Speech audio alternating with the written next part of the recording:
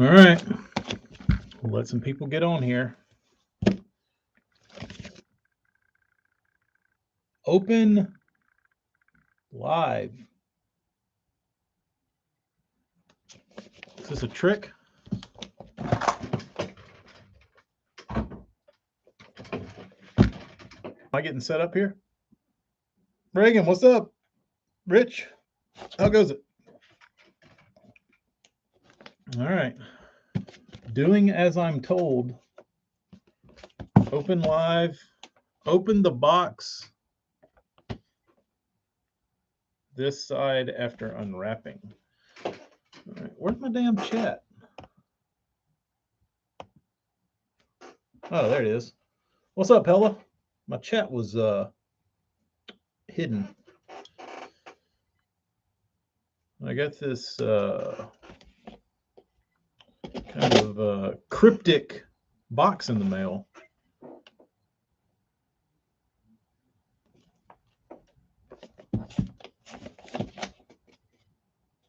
Tyler, is it you or is it me? I can restart. Or you can just go over to the good side.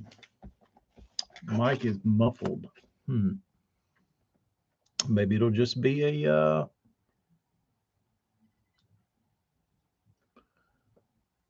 I've probably got something in my mic. Hold on, let me try and restart. Hella, Instagram is dicking up. Go figure. Of course, it sounds great on YouTube. Discard. Let's see. Maybe there's no Instagram Live today.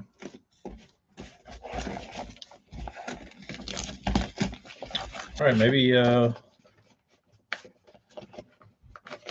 Hella, was that not the most absurd thing you've heard when Panger was talking about not being a local badass before you go pro? Is this any better? Can anybody hear better? Or does it still suck? Audio on Instagram, is it decent? No sound.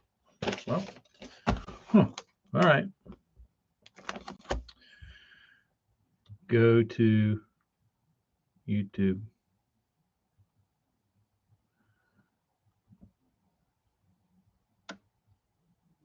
Weird.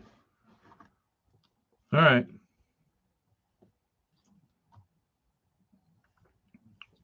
And discard. I probably have something in my mic. Hella, I didn't want to say it, but I think a prime example of that is Trait's name. She was not a local badass. She just decided to learn as she went, across the country. And that didn't work out so good.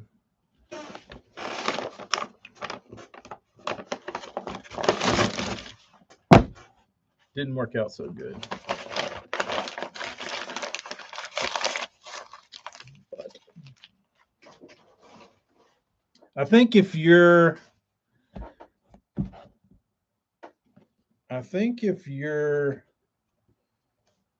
a local stick,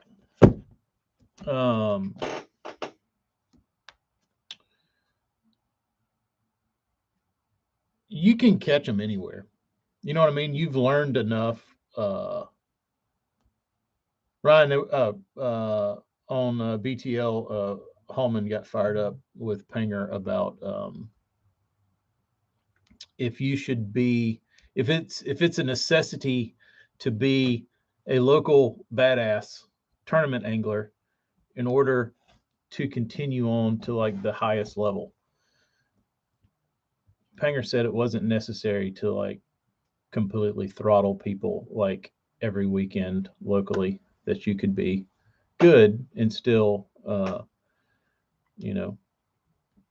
compete. Well, I think you can, but I think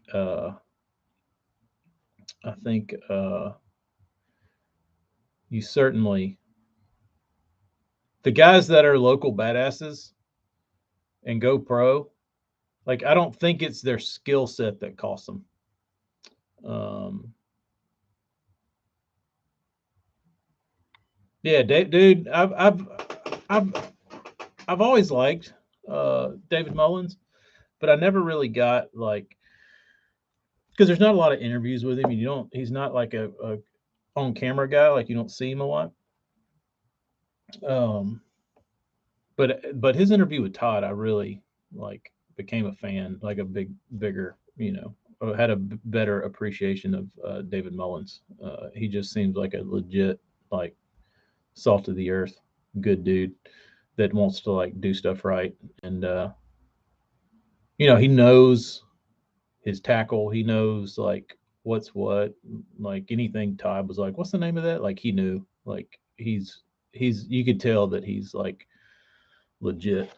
Um, because sometimes you see those guys and they like, they don't have any like memories of anything, but you can tell he's been doing it for a while because he like came up that way.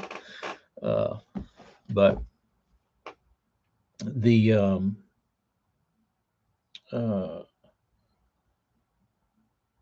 I think if a guy doesn't make it to, or if a guy that's a local badass makes it to the highest level where it's the elites or MLF or whatever, um, I don't think their success is from their success or their lack of success is from their skill set of catching bass and knowing how to pattern fish. I think it's probably more um, between the ears. Shit at home, money, whatever, just like boozing, like who knows, like anything. I really don't think. Like I think if you focus those guys and they're like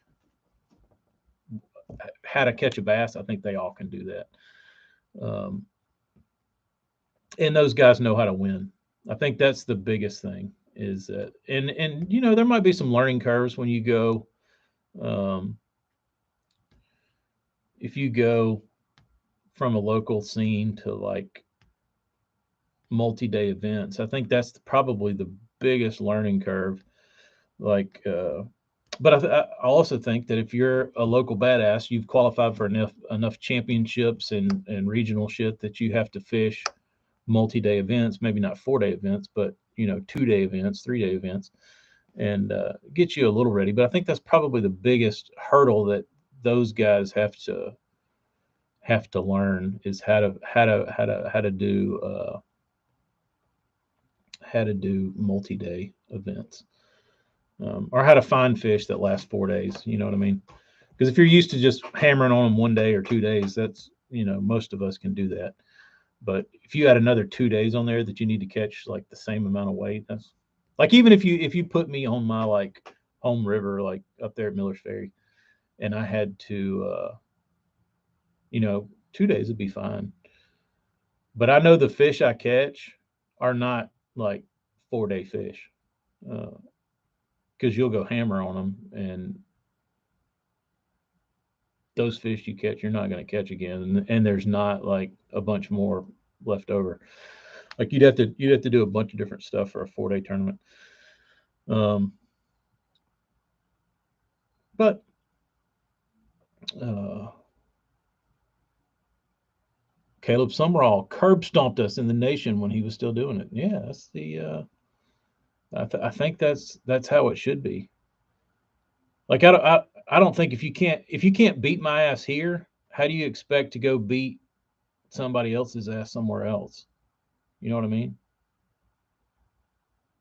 And that's what I also mentioned that like isn't that kind of how you know you're ready? Uh, is that like you get tired of beating everybody's ass around the state of Alabama, and you're like, all right, I gotta get outside of this. You know, I'm doing fine here. Uh, I mean, it's the same thing with any sport.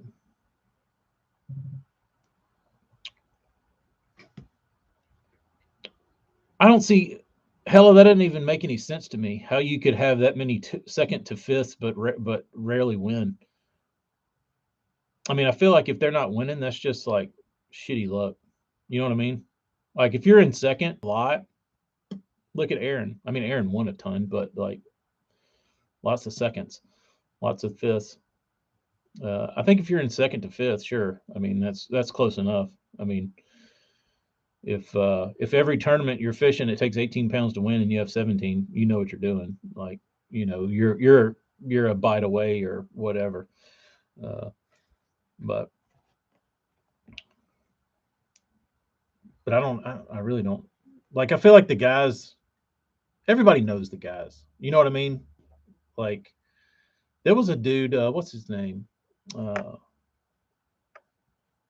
uh, Jason Kilpatrick. He fished the M1 tournament, FLW stuff years ago.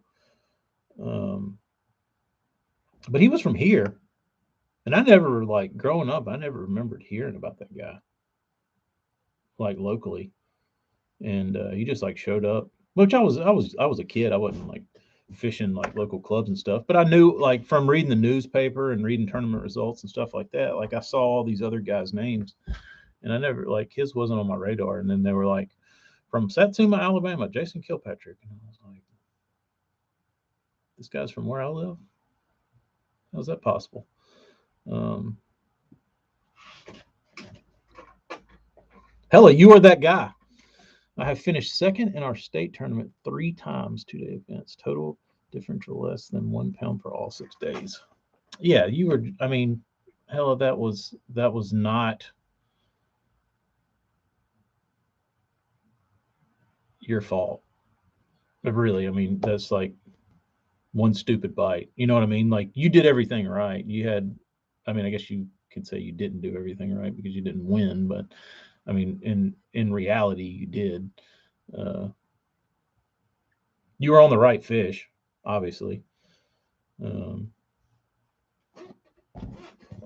but it's just like I said, it's just you know maybe you didn't twitch your frog just right one time and you missed that 3 pounder. Who knows?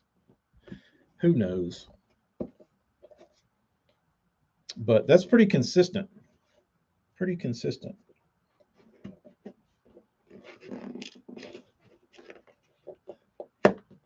So, Hella, you get my stamp of approval to go pro. All right, I'm opening this box that said "Do not open." I was instructed. All right, we have a little. What am I looking at here? Uh,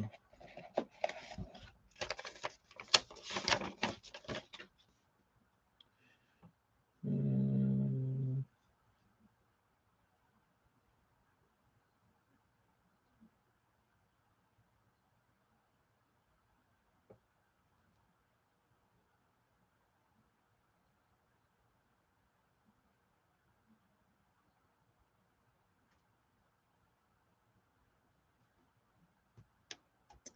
panel. Very nice letter. Chris, would you like me to read this letter?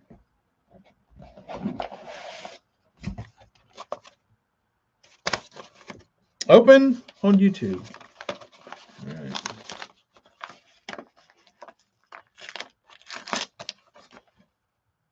Hell, did you get it in the mail? We have shit. Look at what I got. Damn, dude. I got a mutant rat. Dude, that's so badass. That's nuts. That is nuts. Chris, you're the man, dude. I cannot thank you enough. This is insane. This is from Jonas Summers, who was previously Lure Color Studios. He kind of put I'll say he did put the, he was the first dude to do like the 3D printed stencils. And he's just like, the guy, he makes guys like me sick. And I'll tell you why. Because like, I think like doing what I do, like I can paint okay, and then I start doing like a little graphic design stuff out of necessity because you know, that's all I can do, and and you know, I'm okay. This dude is like world class painter, but on top of that, he's like world class Photoshop guy. On top of that, he's like a world class CAD dude. On top of that, he's like a world class bait carver. On top of that, he's like he's a freak, dude. The guy is the guy should be working in like Hollywood or something, not dicking around with baits. Like it's insane what he can do. It is insane. I'm glad I get to hold one of these. It's pretty light. Wow. That thing's incredible.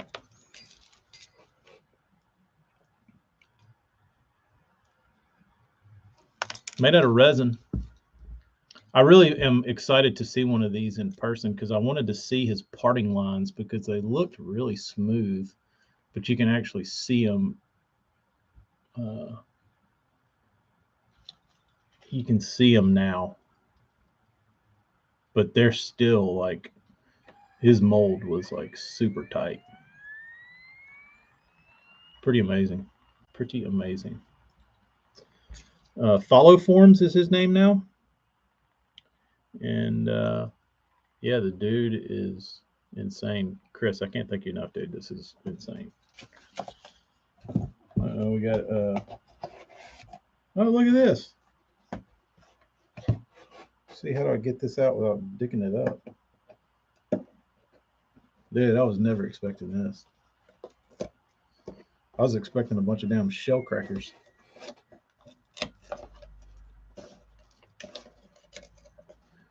Well, Chris, fair trade. Send me your shell crackers and I'll paint those son of a bitches.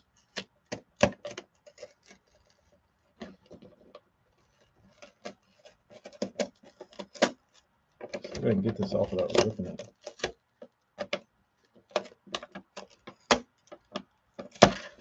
All right.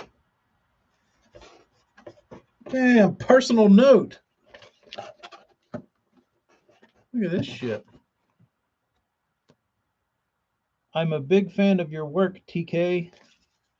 I hope you like your mutant rat, Jonas.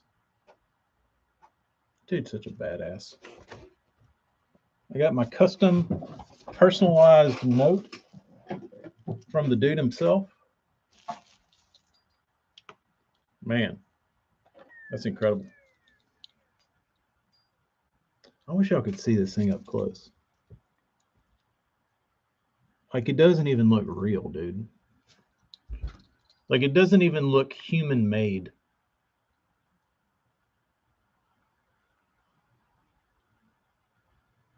I guess the dude is not human. Honestly.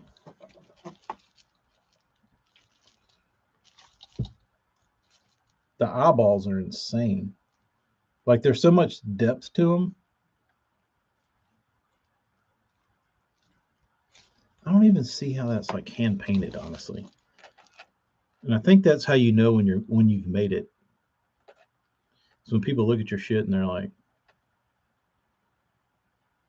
is that a photo image? I mean, it really doesn't even look fake. You know what I mean? Like most stuff you see, like you can see like a little bit of human error. And I'm sure you could pick this thing apart, but like the eyeballs, like the pupil has so much depth, it looks like it's like this deep. Like the detail on the teeth, like everything is nuts, man. It is nuts. Now, do you fish this? I don't think this thing can be fished, unfortunately. Got all the guts.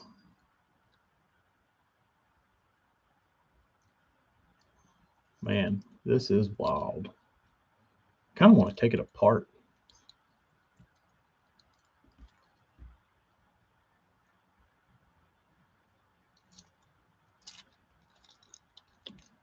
Man, oh man, that's beautiful.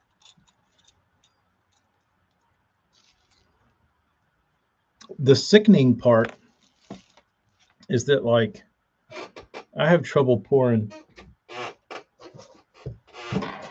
like these stupid things, and this dude's pouring this damn rat, and there's not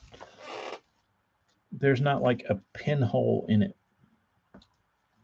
Like the amount of detail in this thing is maddening, and the fact that like the resin pour is like flawless is really, really sickening. uh it's nuts. It really is. It really is, for something that somebody's doing at home. But man, oh man, wasn't expecting to get this in the mail today. That's for damn sure. How about that? This will be fun to show my dad, because I showed him a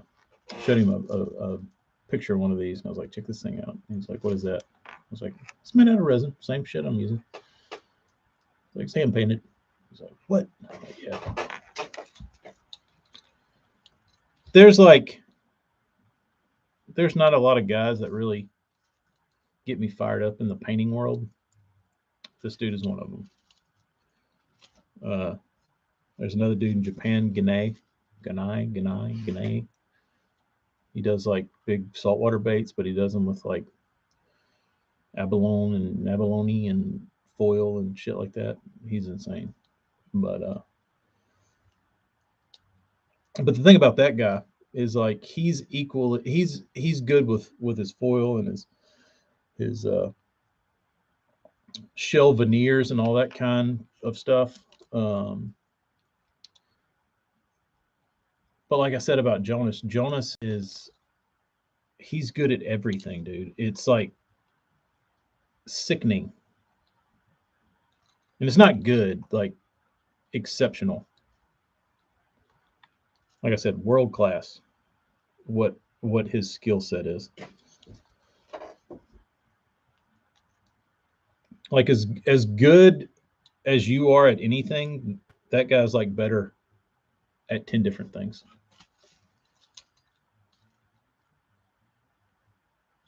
Pretty wild. The tail is resin. It looks to be. It's just a multi-segmented resin tail. Wow. It's got like a satin finish, kind of flat satin, and it's got a little gloss to it, but it's pretty. Uh,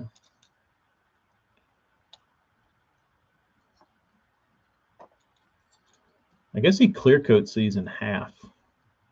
It would appear. It's all the inside of the joints are. Everything's cleared evenly. What a show and tell.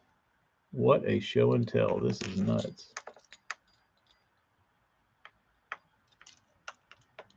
Jonah, what can't you do, you dick? Man.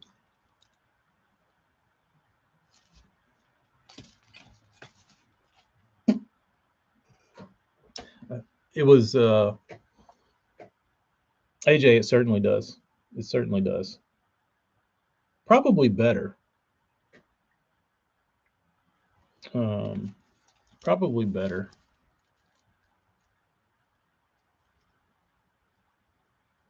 Because I know a lot of this was done with the brush. but his paint is so perfectly thinned and retarded and uh, all that good stuff. Like there's not a brush stroke in this shit. You know what I mean? Like it looks like it grew there, which is what's maddening. Is that when you see something like this, you want to see a little bit of human error. There is none. There's no brush strokes. There's no lines outside of where they're supposed to be. Like, you know what I mean? Like all these little micro lines in the eyeball, like around the pupil, like none of them are out of whack. Like the precision is stupid.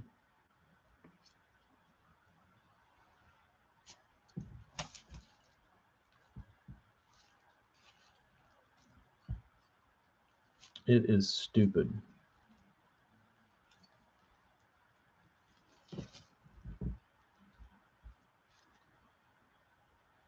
And I don't really like to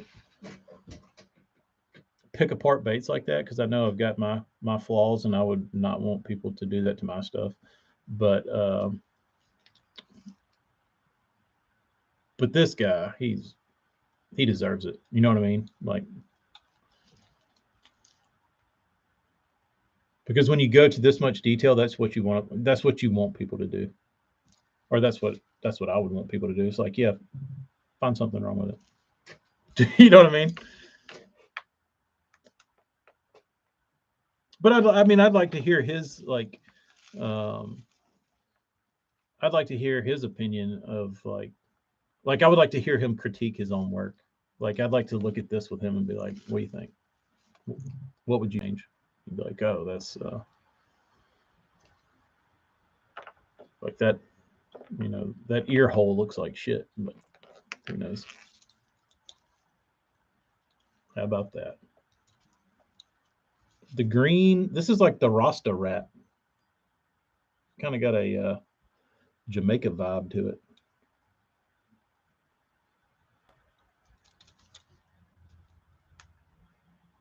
Wow. I don't even know that this thing's going to hang on the wall. I think it's just going to sit right here by my desk so I can pick it up and look at it and like finger it.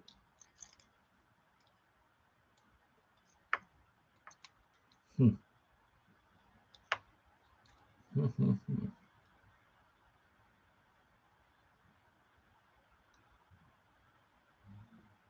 I mean, I don't even know how you would begin. Like, what even material you would use to carve this so that you could get all these details in. Clay? Like it's like a frame with like a clay shell? I don't know. I have no clue. Like this is like a whole nother level of building because you can't even see like all the stuff on the bottom, like all that texture. I don't even know what you unless he sprayed some like heavy crackle to get some of that. I mean, or he did it with a knife. I have no clue. But it really is maddening to like think that this is all of these like little cracks and crevices and shit were done by hand or they were done with some sort of media. I don't know. I don't know. Like if you said carve one of these, I don't even know where to begin. But it's really really impressive to see that some dude down in Australia just kind of made this in his house. Um, but I think the coolest thing that Jonas did was that he did the Lure Color Studio thing where he was selling like some paint and some like 3D stencils and shit. And the stencils were great. And I don't think anybody's been able to come even close to like the quality of stuff that he was doing as far as like building those stencils. Because I've bought a couple for like random stuff. Like I bought a Wigglewort one, not from him, but from somebody else. Um, and yeah, like his stuff was, but he quit doing that stuff. He just kind of Lure Color Studio kind of went by the wayside and kind of disappeared. Nobody really heard from Jonas, and like years go by, and it's like he's like what every artist like wants to do. They want to like do what they love and like what like you know what they're into and like don't care about anything else. So like put all that shit on the back burner, disappears, and then surfaces, and it's like his skill set from then was awesome, and then like it disappears into hiding for however long. It's like then he pops back up with this thing, and it's like, oh, while I was gone, I got 1,000 times better at everything I did before. See, look, you thought I was good before? Check me out now. Look what I've been doing for the last couple of years. And I mean,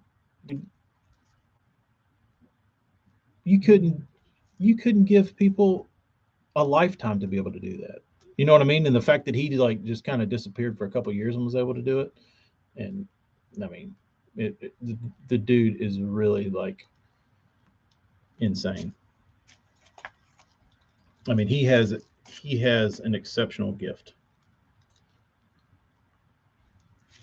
and I think he's obviously worked extremely hard at what he does, and it always bothers me a little bit when people are like, oh, you're like gifted, and like I'm really not. Uh, I just worked really hard, but I think like Jonas is like he has a gift. Like you don't. This is the level of gifted, um, mixed with hard work. Like insane amounts of obsessive work with a gift, and some people don't always find that. Uh, and when somebody does, this is the kind of shit you get. And you see it a lot with musicians. Like in high school, I was like a pretty good guitar player in the world of high school guitar players until you get out of your high school. And then you meet people that are naturally gifted musicians and like they don't just play like scales or like ripped off chords. Um, you know what I mean? Like they like know music and they like have a gift for like being able to listen and hear and like just like they have an ear for music.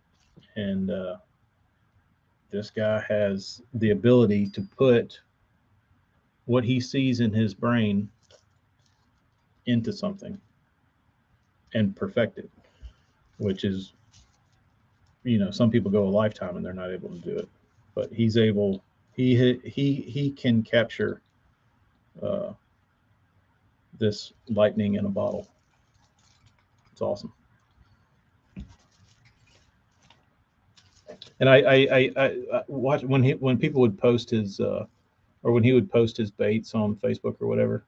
I'd get real pissed off at the comments because people would be like, cool lure."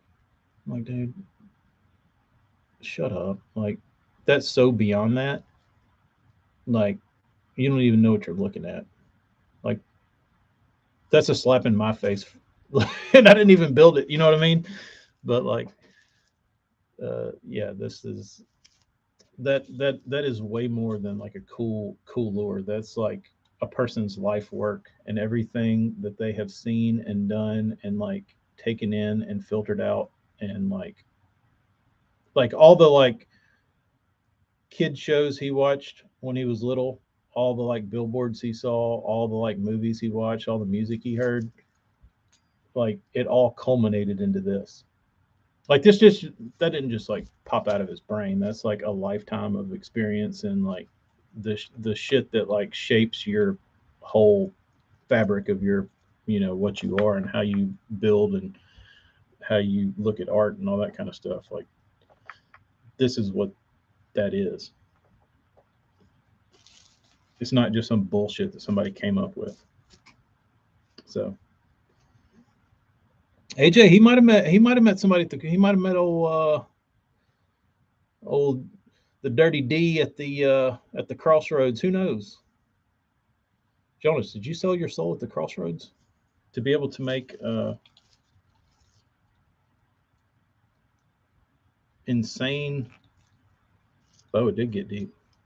But that's the truth, though. Like people don't look at like stuff that anybody does like that because, like, in all honesty, I was looking at. I've got this like huge stack of baseball cards or like sports cards from when I was a kid, and there was like one with a Chicago Bulls drawing on it, and it had like this like purple and like teal green background on it, and had like this smoke.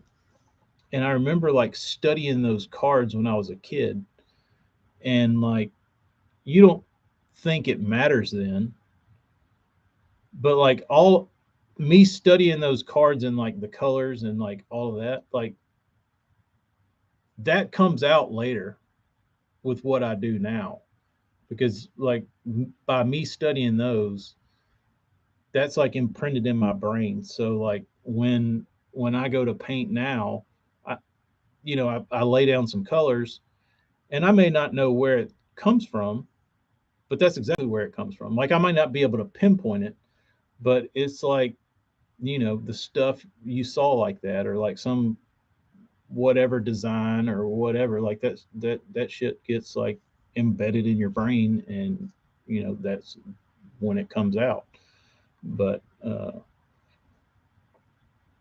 it's but no, like I said, most people just see um a bait as some bullshit somebody threw together, and a lot of them are. You know what I mean? A lot of people don't look at it like one of my favorite painters on the planet, John Pryor, dude I grew up with, or grew up like admiring his work. Um, he does not consider bait painting any type of art. It's just paint on a bait. There is no artistic anything to it. It is very black and white to him. You take some paint, no matter how uh, creative or whatnot you apply it. It is not art. It is just a lure with some paint on it. Um, and I very much disagree with it. But uh, like I said, because you know, when you're painting this shit and you run out of stuff, or you don't run out, but you're trying to like move to the next phase of whatever you're into. You have to pull from somewhere unless you're going to copy somebody's that like unless you want to just like browse Instagram like all the bait companies do. Um, but if you want to pull it from your brain, it's got to come from somewhere, and most of that is from you know shit you saw as a kid, stuff you saw in movies, stuff you saw on a T-shirt, like hat designs, whatever, like memories of like the carpet at your grandmother's house. It was like you know this color. Like the stuff comes from somewhere, but it all depends on, I guess, how you're looking at it. But yeah, that's pretty incredible. Pretty incredible. I wish everyone could hold this thing and admire this man's work. Pretty incredible. Chris, thanks. Sorry if I went off the deep end on you guys. It moved me. And my note, dude. All the way from Australia. How about that? Simple piece of paper would have been fine. Nope. Gotta have a rat graphic on it. They probably drew this shit too. Prick.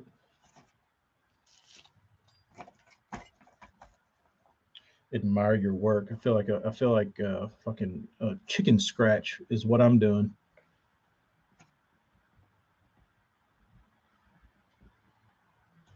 It's nice of you to say, Jonas, but I don't know that I believe you.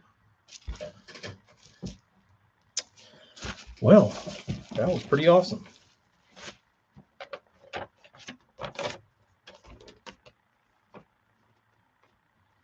Chris, I'm gonna keep this with this. I rather keep your note between you and I rather than read it because I don't know. I just feel like that was a nice heartfelt letter, and I'd rather not share it. But that was cool. That was certainly a big surprise. Certainly a big surprise. I guess this is going to be the staple of the wall. It's big,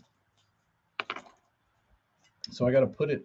I got to make room on the wall for it. But what was the? Oh, I guess the whole purpose of this was to do an unboxing.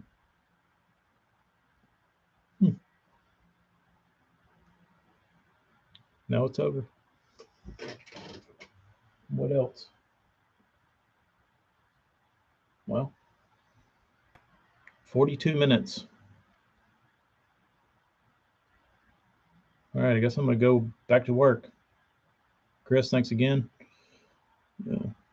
Robert Johnson disappeared for a minute. Who else we got on here? Oh, Kyle, does he have more than rats? I don't think he sells anything more than rats. Let's see. I think that's the only bait he sells. But I think he makes other baits. Oh, he does for sure because he makes those bluegill.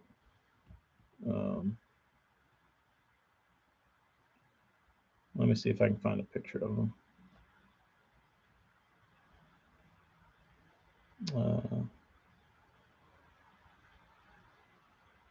What time? I could. What? I wonder what. Wonder what time it is in Australia.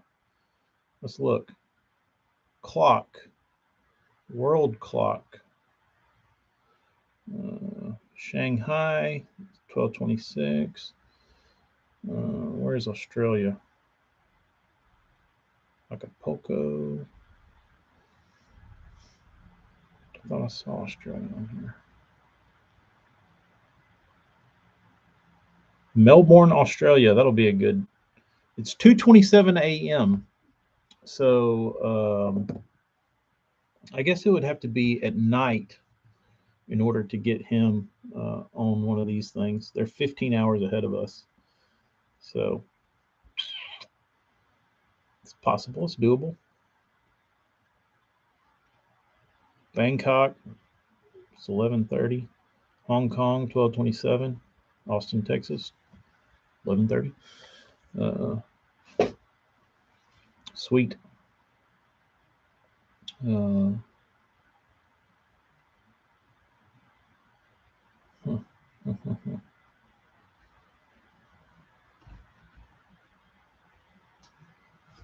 Yeah, he would be an awesome live. Oh, I was looking up his. Instagram. Let's see if I can show you this. If you can see it.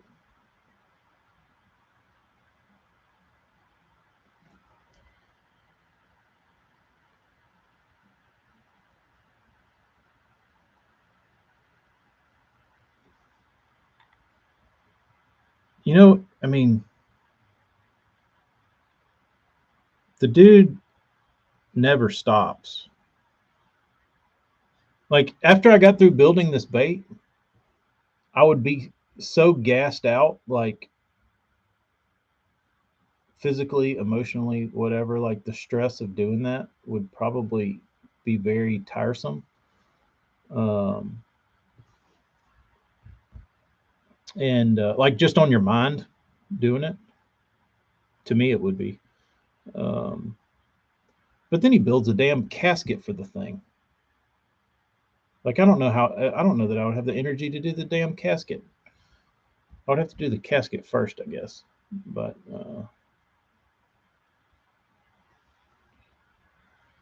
really, really wild.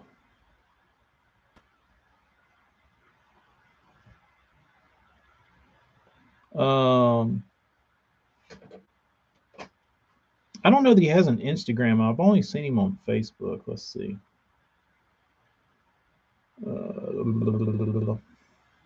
Follow forms. There he is. Yeah, he's on. He's on Instagram.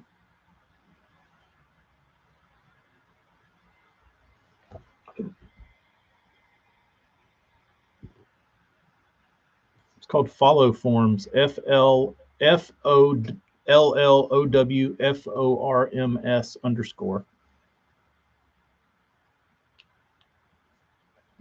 I didn't know he had an Insta. I've only seen him on Facebook, but he's got a video out like showing how he builds these. It's the same thing. Follow forms, um, but it's pretty wild. That's how you know how good he is when you watch him build one and he makes it look pretty easy. Like, oh, I could do that. It's the same thing with like any kind of artist, musician, anything, carpenter, like whatever you're like super skilled at. Somebody watches you do it and they're like, oh, that's easy. I can do that. Wrong answer. No, you can't.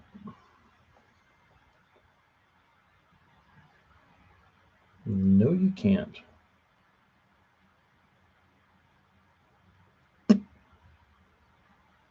Well, Horseshoe Customs put out some new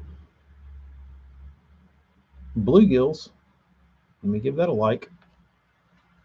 Kyle, I did. You just getting here? Do you want to see what it is? It was a huge surprise.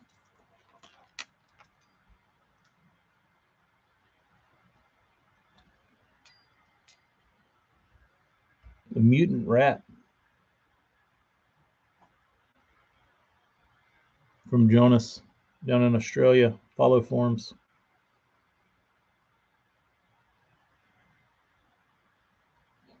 All hand painted.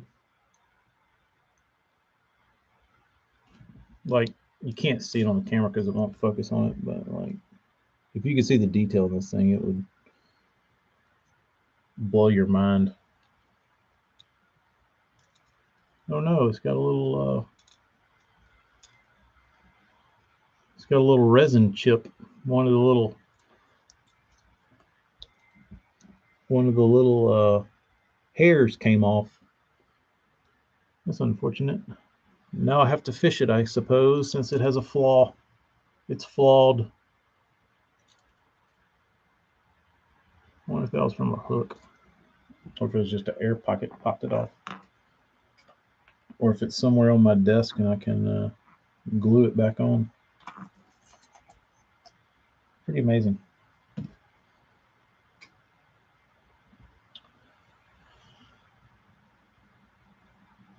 Jonas, since I have fluffed you for going on an hour now, maybe grind your pins down flat. I would recommend. It's my one critique. The icing on the cake.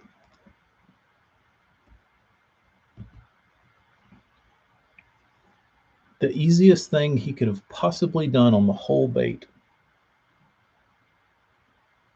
Maybe that was by design. Maybe he needed something imperfect in his perfectness to make it human. Kyle, I've seen swim videos of these things, and they swim really good. It feels like all the weight is like right here, like just picking it up, like it's very centered in the weight, like the weight's all in the belly.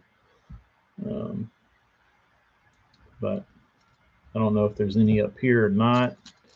But just picking up the bait, feels like there's a little bit of weight in this area. I don't know. They swim cool. Kyle, this is a resin bait, but I believe it was the master was hand carved.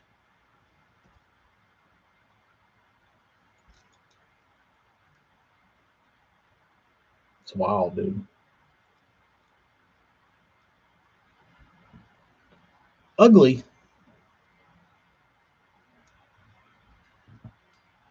This thing is beautiful. Oh, he redid his lip slot. That's interesting. This must be a fresh one.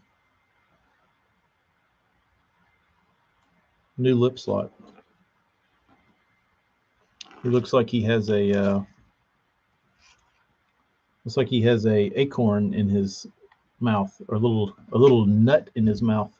Mutant nut.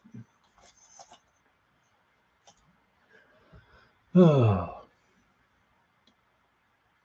Yeah, it's wild. The thing is wild. All right. Well, thanks for seeing the unboxing. Jeremy, if you saw one, you'd probably change your mind. It's pretty decent sized bait. Let's see how big this thing is. The body is, I mean, it's thick. It's a thick boy.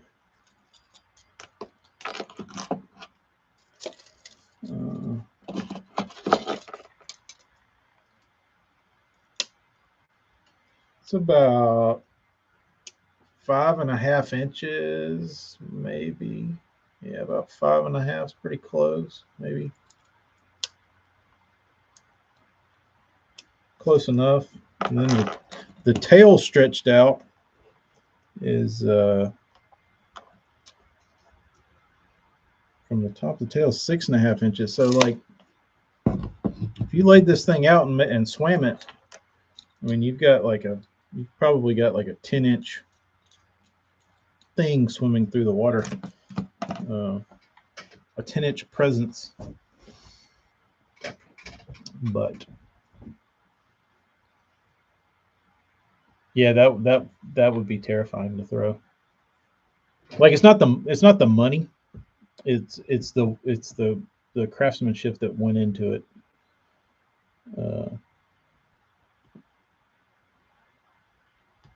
Like, I would much rather I would throw a, like, whatever the highest amount of dollar bait out there. You know what I mean? With no regard that, like a Hinkle, trout, whatever. Like, I would not mind at all throwing one of those. But this bothered me.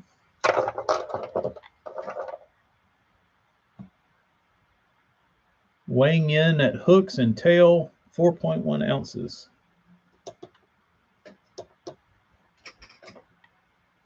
Or 116 grams, whichever you use. Let's try it again, make sure. Yeah, 116 grams.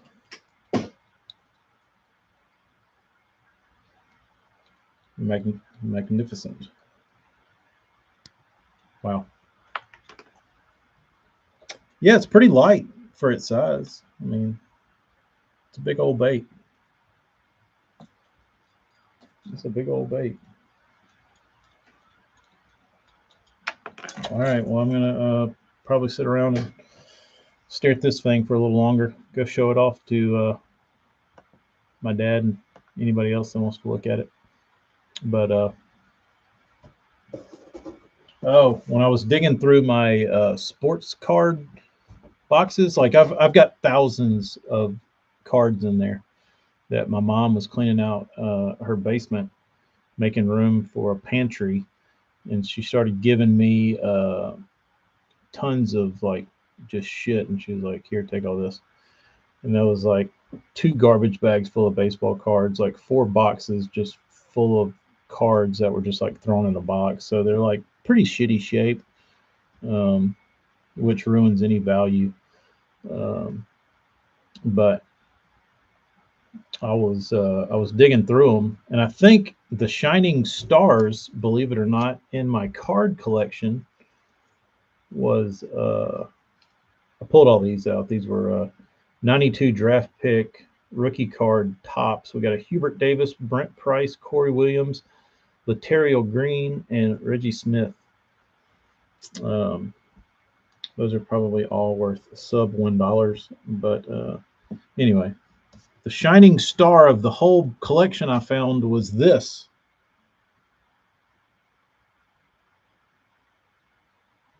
Country Gold Country Music Association Hank Williams Jr. baseball card.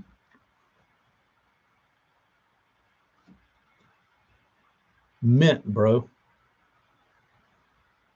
No one can accuse Hank Williams Jr. of stepping out timidly. After being overlooked for years at industry award shows, he got a minor video award. In his acceptance speech, he smiled slyly. You know, I do audio too. Soon after, he was awarded Entertainer of the Year 5 times. He takes the same enthusiasm into his hobby, Western American history. He preserves it with his own time and money. His funds made an archaeological dig possible at the Big Hole battlefield in Montana. Then he rolled up his sleeves and helped others with the digging on site. How about that? Yeah, I got a Hank baseball card, dude. Um, Look at these other gems I have. May not recognize this gentleman, Eddie Rabbit. Crook and Chase, the host from CMT back in the day. Doug Stone, whoever he is. Uh-oh, this one's got to be high dollar. Diamond Rio. Yeah.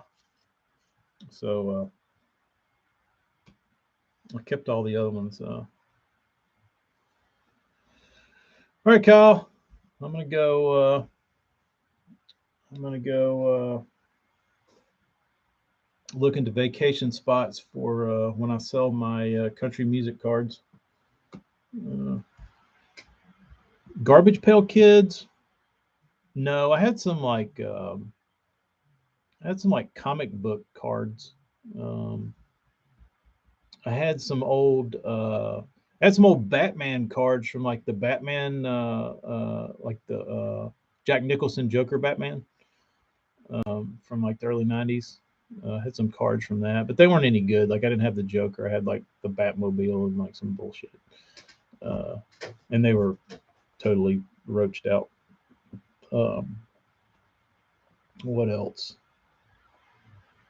I had some like X-Men cards. Nothing good. Nothing good. Just a bunch of junk. Which I say that, and I'll go sell those cards for. I'll go sell 4,000 sports cards for $10, and somebody will find some gem in there. But I try to sell them on Facebook Marketplace, and for $20. I figured if you've got thousands of cards, there should be at least 20 in there worth $1. You know what I mean? Like that you have to dig through.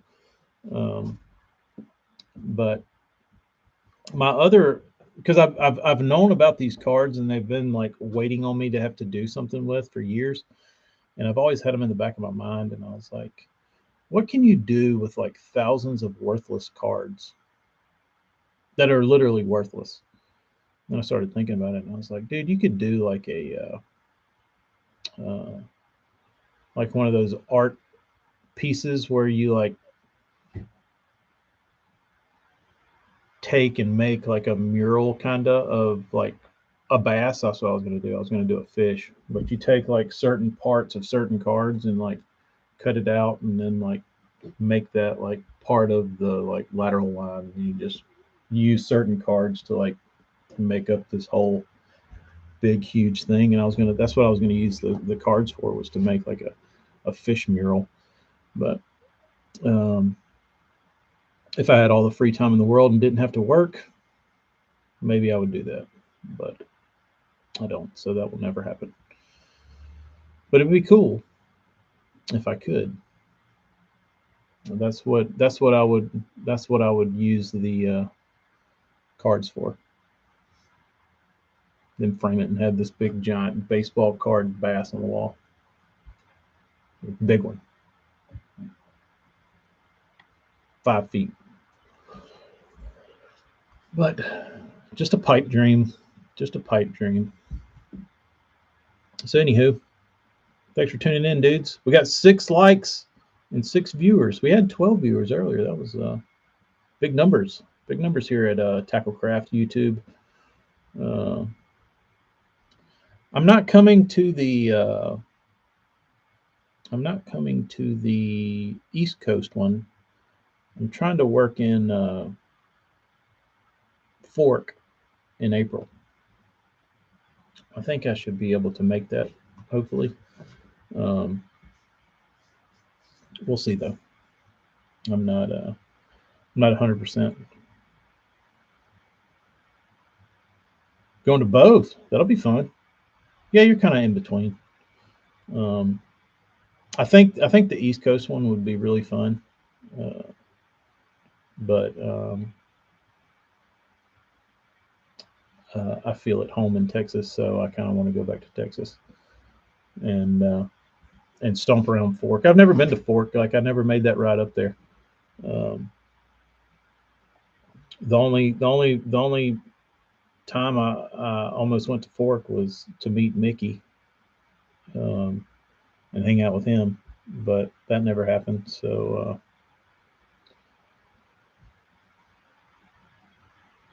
yeah, we'll throw some holy water on your lower unit before you take off. I guess if you just cruise around, it shouldn't be that bad. Yeah, I think the Fork one's going to be a big, because Fork is the draw. Like the other, wherever it is up in like Virginia or whatever, the lake is not the draw. The baits are, and the builders. But like when you have the builders and the baits and a badass lake, I wish they wouldn't do it at Fork. I wish they'd do it somewhere else, because there's plenty of better lakes than Fork. But uh,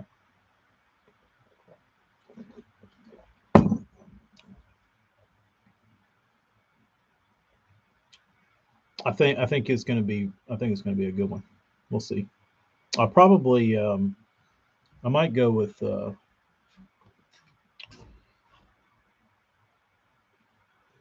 um,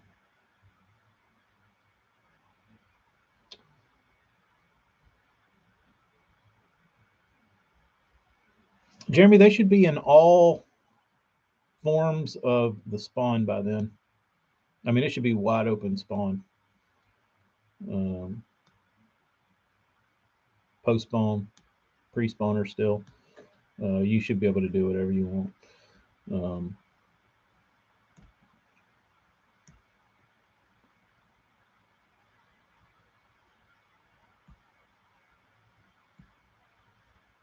Because North Texas, like, that's a pretty good ways up there. It's still pretty cool. Like, it's not the same as like Central Texas. Like when I was in Austin, like, there's a pretty fair amount of difference in the weather in March in Austin and the weather in Dallas, and it's only a couple hours up the road, but that like couple hours makes a big difference. Oh, there'll be plenty of big ones up there at Fork by that time. That at least you won't be waiting, because I've seen it on Lake Austin where you're like when it's in the pre-spawn and it's in like March, and you're just like looking at your watch, and you go and check the lake, and there's like no fish up shallow, and you like wait a couple days and you go back and you're like, it's warm, everything's right, why aren't you up here? You go and you check them, and there's nothing up there, and then you like wait a little while, and keep going back, and it's like been 2 weeks in the middle or end of March, and there's not any fish up, and like then all of a sudden it's like a light bulb goes off, and like they're everywhere. But the leech were there in mid-May, and they were all offshore. So yeah, April you should be able to do whatever you want. There'll be fish out deep. I mean, I think there's always fish out deep, but uh, I think looking at them's really the fun part. Um, like catching them is fun, but just watching like a big fish exist is pretty is more entertaining to me than actually like hooking it.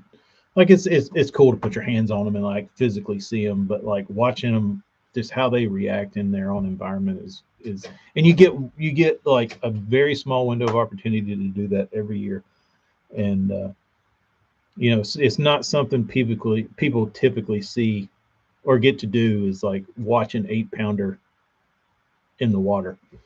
Uh, so it's pretty awesome for that part. Just even if you don't catch them, like just to get to see one, moving around is awesome. But yeah, I guess I need to start planning for that. Um, Billy Lawson's looking got really nice social media presence. Good info for April. He also created Lane Guide. Yeah, Jeremy, they certainly would. I would have to bring a plenty. Uh,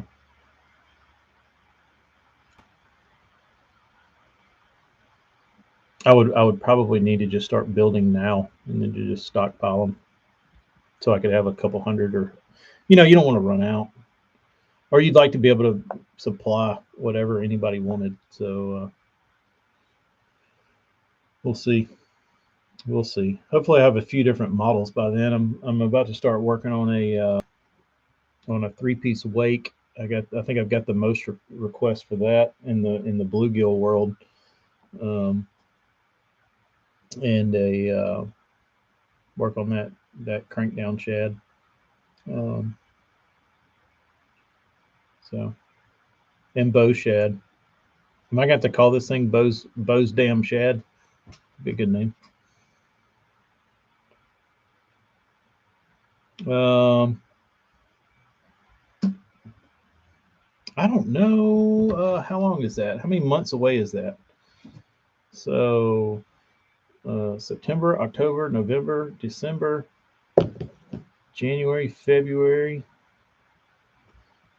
That's like, say, 7 months times 4. That's 28 weeks times, say, 5.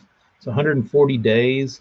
If I could just walk in there and pour 3 baits, that's 420 baits I could pour by then. Um, and that's just pouring 3 a day.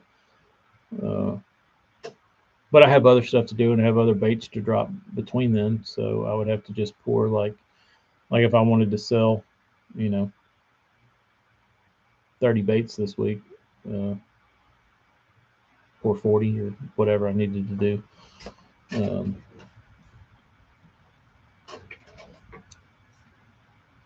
It would really be hard for me to see all that money sitting in a bucket, not getting painted, like used for later. But I'm gonna have to bite the bullet and do that, like actually stockpile stuff. Um, we'll see though. Then I got to paint the shit and tune it, so that takes probably most of the time. Um, Building tails, which I can build. I can build the tails pretty quick. I can usually do about 10 of those a day, and I could probably speed that up. Um, Jeremy, I don't think I could sell 400.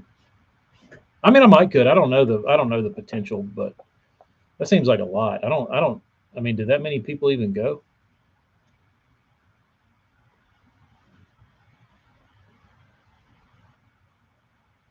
South Jersey, what's up, dude? Um, yeah, I don't know what the volume of people there are. Um, Not to mention you have like every bait builder on the planet there. So uh, when you disperse everybody in their purchases across 50 builders, you know, I don't know what each person could expect to sell. Um, who knows? Uh, Jason just did he just posted a video of my native gill, and I've gotten uh, lots of messages that of from people that own the bait. They were like, "What was he doing? Like, my bait didn't look anything like that. Like, that was a terrible representation of what that bait does." So, yeah, I think he does the same thing for every bait. So rather than like show a bait that does certain things that like that bait was designed for like burning and stopping and twitching, uh, not whatever he was doing. But um,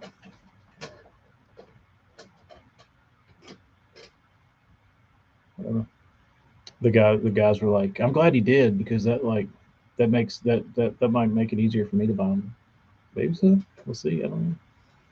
But yeah, one guy was really nice. He's like, I didn't want to be a dick to Jason and tell him like that was a half-ass attempt at what he was doing and it looked rushed, but that's how I felt. Well, kind of. Maybe it was. I don't know. I don't know. Unfortunately, you don't get to be there and be like, "Hey, don't do it like that." So, which it didn't bother me. Like, video's a video. People at least see it. South Jersey, yes.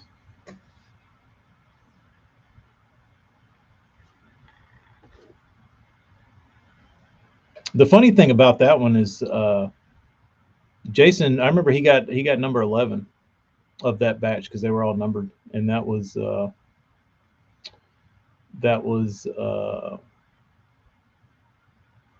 that was my favorite one out of the batch. Some of them just feel different, and I don't know if it's in. I think it's in the resin. I don't know what it is, but they can all be identical, and you'll just throw one out there, and it feels right. It's not that it feels right; it just feels different. And you notice that if you threw like 50 of them out of 50, one will feel different. And I think it's something like I don't know if they're like you just get one that's like super floaty or super. I don't know what it is, but but I remember making a mental note when I was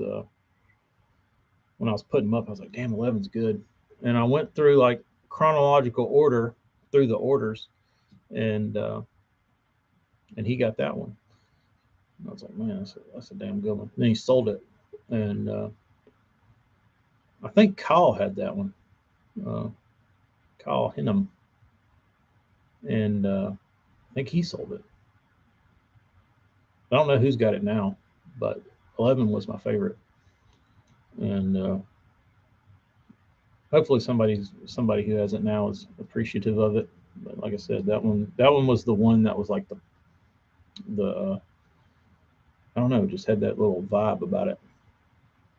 Jeremy, yeah, I think he's kind of got to, you know what I mean? Like you can't like he's just got to go through his like set of stuff he does with each bait, and that way he has a control. You know what I mean? Like everything gets the same twitches and reels and all that stuff.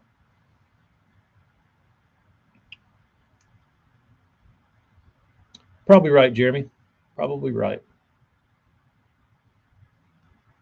I'll just I know these shirts would be a big hit. I have to bring my shirt stock. Uh,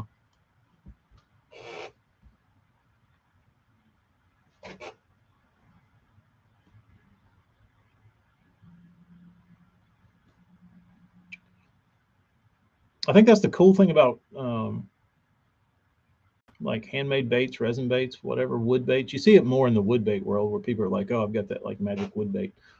Um, but it also happens in the resin world. I don't know. You got a little more moisture in there, and the bait gets a little poppier, a little lighter. I don't know if it's weight or what. It's got to be. Um, but there's always one. There's always one. Bo, I think your red-tailed bass was that one, if I remember correct. Like, there's always one that feels different, and I think the red-tail bass that Bo got was. Someone was getting rid of a lewd triple double for 755, and someone said that's a good deal. Jeremy, they're on the website. Every shirt I print is on the website in full volume. So knock yourself out. Unless you're a small or wear children's shirts, I probably can't accommodate that, but I probably might be able to. But every other size is good. Um, let's see.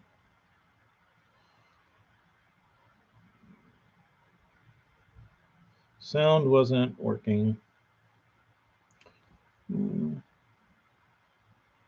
Ah, that's a shame, dude. I think I'm gonna go. That's the issue with that I didn't take into account was when I was building it. I was like, dude, I want to get this on a grass lake like Gunnersville, and then you forget about all the chopped up grass from people running through grass beds. You forget about all that shit that floats around on the damn water, and I always forget that variable because we got grass down here, and it's the same thing. Like we got eelgrass down here, we got milfoil and coontail and all that kind of shit down here. And I'm always got like these ideas or like stuff I want to do, and I'll go out there and try it, and I always forget the chopped up grass variable, and it's the most annoying thing, even for like non treble hooked baits, like even for like a damn skinny dipper, like that chopped up grass is the most annoying thing you ever deal with. You can't do shit, dude. Like you're basically stuck just like flipping. You know what I mean? Um,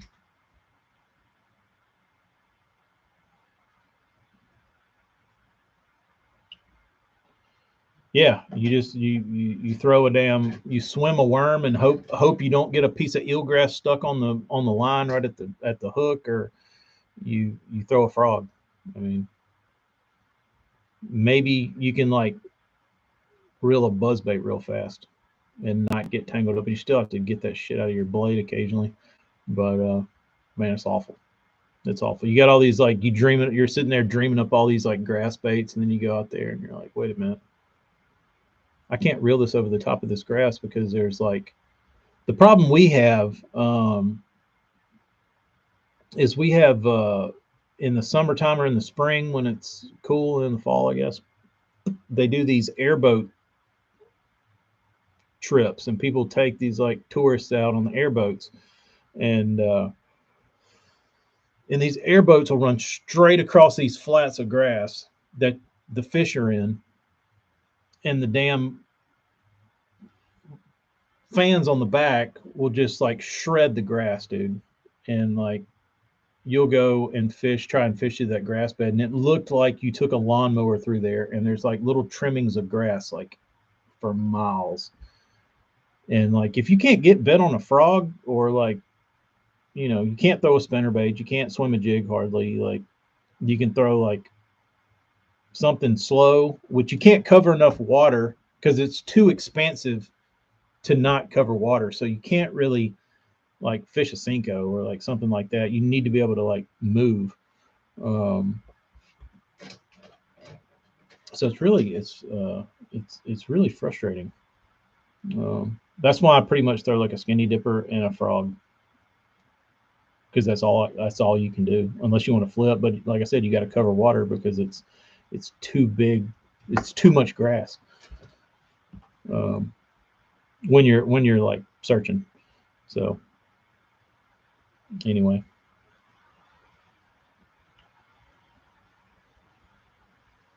like JP using a weed eater. That's what it looks like. South Jersey. It literally looks like somebody took a weed eater and just like drove around in the grass bed. Jeremy, we don't have deep grass. Deep grass here would be like 3 feet, and I don't even know if there's any. Man, there's probably some 3 foot grass, but yeah, we're talking a foot and a half, 2 foot of water. I mean, you might get like a bull tide where the wind's blowing out of the south and blows a bunch of water in. It might give you a couple feet, like a foot over the top of the grass. And you got 2 foot of grass, you might be able to be in 3 feet. Um, but then you get a point where the tide's too high over the grass, and then it kind of kills that bite because it gets out in the woods. Tides are weird, very. But anyway, y'all be good. Hour and a half. We will end this stream and do it again. Y'all take it easy. Thanks again, Chris, for my beautiful mutant rat from Jonas. All right. Y'all be good. See y'all.